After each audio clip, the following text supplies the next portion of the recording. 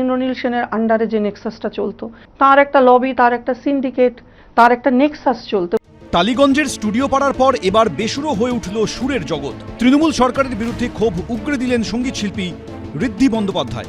এবার সঙ্গীত জগতেও উঠল কাটমানি নেওয়ার অভিযোগ।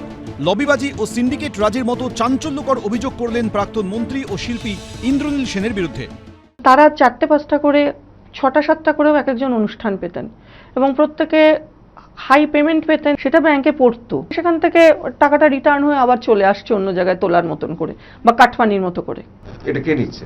কে নিতে পারে? আমি তো বারবার একটা নামই বলছি, ইনি এবং এর সাঙ্গপাঙ্গরা। আপনি আমার ব্যাংকে রাখলেন 10,000 টাকা, আমাকে বললেন যে তোমার ওখানে 10,000 পারিশ্রমিক হিসেবে 10,000 টাকা রাখছি, তুমি কিন্তু আমাকে 2,000 টাকা ব্যাক করে দিও। শিল্পীর অভিযোগ, এসবের প্রতিবাদ যারা করেছিলেন তাদেরকে ব্যান করা হয়। আমি মোটামুটি লাস্ট 12-13 বছর ধরে ব্যান ছিলাম। ইন্দ্রনীল সেনের আন্ডারে যে নেক্সাসটা চলতো, বিভিন্ন রকম মঞ্চে দেখতেন যে পাঁচালি গাইছে, কীর্তন গাইছে, তাদের অনেকেই আছে যারা সরকারি চাকরি পেয়েছেন। সমস্তই আমাদের গায়ক মন্ত্রী নিয়ন্ত্রণ করতেন। তার একটা লবি, তার একটা সিন্ডিকেট, অবশ্যই তার একটা লবি, তার একটা সিন্ডিকেট, তার একটা নেক্সাস চলতো এবং যারা তাকে সকাল থেকে হুজুর হুজুর বলে ফোন ঘোরাতো, টাকা দিত, গিফট দিত, সময় দিত, সঙ্গ দিত। কিছু কিছু শিল্পী আছেন কাজ পেয়েছেন কিন্তু সরকারের সাথে সেটিং করে।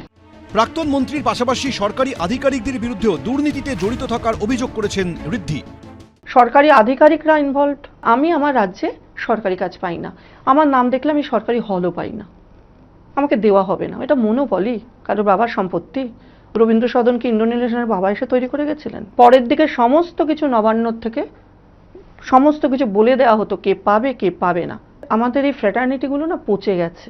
চারিদিকে আপনি দেখবেন কীটপতঙ্গের মতো লোকজন ঘুরপাক খাচ্ছে। সুতরাং নিজেরটা হয়ে গেল, নিজের ধান্দাটা গোছানো হয়ে গেল, চুপ। গেরুয়া সুনামিতে পালা বদলে গেছে রাজ্যে। ডবল সেঞ্চুরি হাঁকিয়ে প্রথমবার পশ্চিমবঙ্গে ক্ষমতায় এসেছে বিজেপি। ক্ষমতাচ্যুত হতেই ঘরে বাইরে তৃণমূল সরকারের বিরুদ্ধে উগরে উঠছে ক্ষোভ। এমনকি কদিন আগে তাৎপর্যপূর্ণ মন্তব্য করেছেন প্রাক্তন তথ্য সংস্কৃতি প্রতিমন্ত্রী ইন্দ্রনীল সেনও।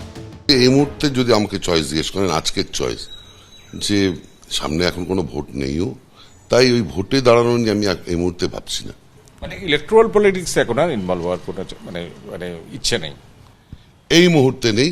চৌঠামিও ভাবিনি আমি চন্দননগরে ওখান থেকে হারবো। ওখানকার মানুষ আমার থেকে হয়তো আরো বেশি কিছু এক্সপেক্ট করেছিলেন, আমি সেটা দিতে পারিনি, মানুষ তাই ভোট দেয়নি।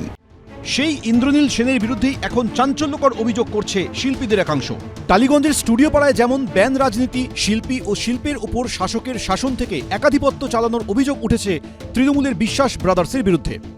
ঋদ্ধি বন্দ্যোপাধ্যায়ের অভিযোগ প্রসঙ্গে প্রাক্তন মন্ত্রী এবং সঙ্গীত শিল্পী ইন্দ্রনীল সেনকে ফোন করা হলেও তিনি ধরেননি, উত্তর দেননি হোয়াটসঅ্যাপ মেসেজের।